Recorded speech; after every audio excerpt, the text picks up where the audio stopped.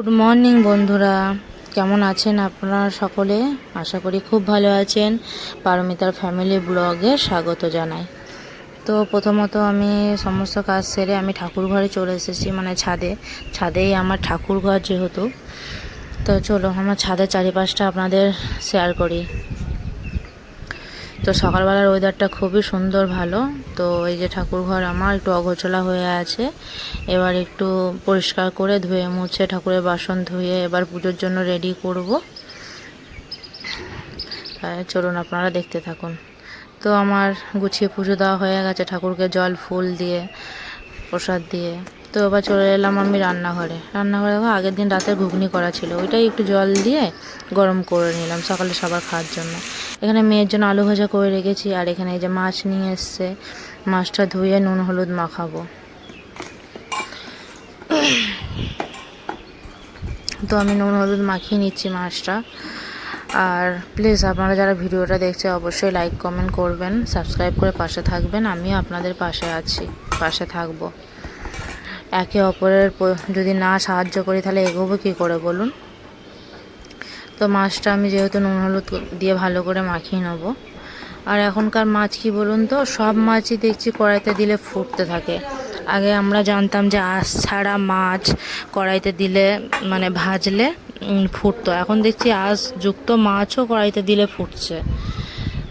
আর এদিকে আমি সবজি পুঁই শাক কুমড়ো সব কেটে নিয়েছি, এটা হবে মাছের মাথা দিয়ে। আর আমি যেহেতু শিলনোড়াতেই মশলা করি, এই যে শিলনোড়াতেই আমার মশলা হচ্ছে, আদা জিরে লঙ্কা বাটা। এদিকে আলু কেটে রেখেছি মাছের জন্য, এদিকে আমি কুমড়োর তরকারিটাও বসিয়েও দিয়েছি, নামিয়ে নিয়েছি।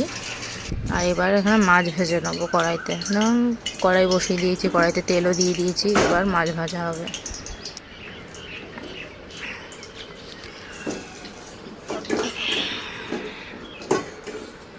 আর কড়াইতে দেওয়ার সাথে সাথে না মাছগুলো এখন খুব ফোটে। তো আপনারা যতক্ষণ ভিডিওটা দেখতে থাকুন, আমি যতক্ষণ মাছটা ভেজে নিই।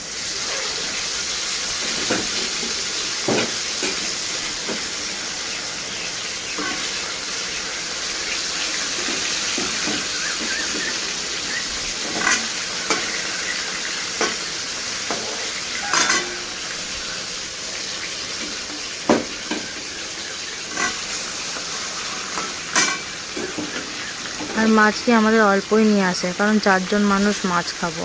মেয়ে তো মাছ খাই না, ওর জন্য আবার আলাদা করে একটু ডাল ডিম ওর জন্য করে দিতে হয়। আবার মাছ একদম খেতে চায় না, মাছ মাংস শুধু একটু ডিমটা খায়, আর ডাল ভাত আলুর সাথে দিলে তৃপ্তি করে খাবে।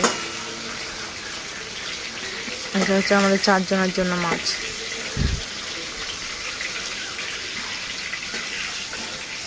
তো মাছটা আমার প্রায় হয়েই এসছে। তো মাছটা নামিয়ে নিয়ে আমি মাছের মাথাটা ভেজে মশলা দিয়ে দিয়েছি, এবার কষিয়ে নেবো। তারপর কী করবো, পুঁই শাক দিয়ে মাছের মাথা দিয়ে যেহেতু করবো, তো ওর জন্য পুঁই শাকটা ঢেলে দেবো এতে। আগে হালকা তেল দিয়ে পুঁই শাকটা করে নিয়েছিলাম, এবার একটু মশলা ভালো করে তেল দিয়ে মাছের মাথাটা দিয়ে কষিয়ে নিয়ে তারপর আবার পুঁই শাকটা ঢেলে দেবো। এইভাবে করে দেখবেন, ভালো লাগবে। আর শুকনো শুকনো করে করবো, ঝোল ঝোল রাখবো না।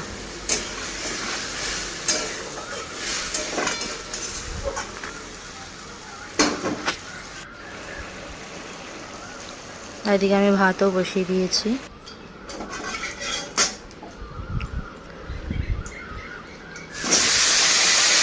তো মাছ যেহেতু আগেই ভাজা হয়ে গেছিলো, এবার মাছের আলুগুলো ভেজে নেবো, দিয়ে মশলা দিয়ে কষিয়ে মাছগুলো একবার এর সাথে কষিয়ে নেবো। যেহেতু আমি মাছগুলো একটু কড়া কড়া করে ভেজেছি, ওর জন্য একসঙ্গে সব মাছ আলু সব কষিয়ে নিয়ে জল দিয়ে দেবো।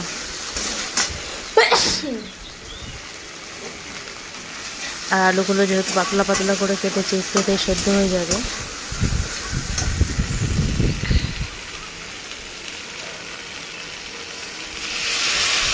তো আমি মশলা কষানো হয়ে গেছে, এবার জল দিয়ে দেবো।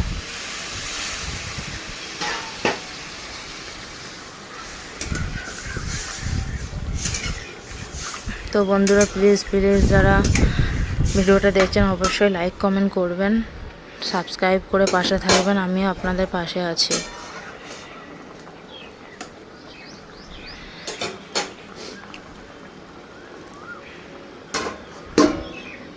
তো তরকারিটি যেহেতু ফুটে গেছে আমি ঢাকা দিয়ে দেবো। আর আজকে রোদের কি তেজ দেখেছেন, প্রচণ্ড রোদ গরম। আপনাদের দিকে কীরকম গরম অবশ্যই কমেন্টে জানাবেন। আমাদের দিকে প্রচুর গরম। তো এখানে আমার যেহেতু মাছও হয়ে এসে, ভাতটাও ফুটে উঠেছে আর হয়ে গেছে, যেহেতু নামিয়ে নেবো। আর এখানে আমের চাটনি বসিয়ে দিয়েছি, কারণ এই গরমে একটু টক না হলে হয়ই না। তো ফাইনালি হয়ে গেল আমার সব রান্নাবান্না। এই হচ্ছে আজকের রান্না। তো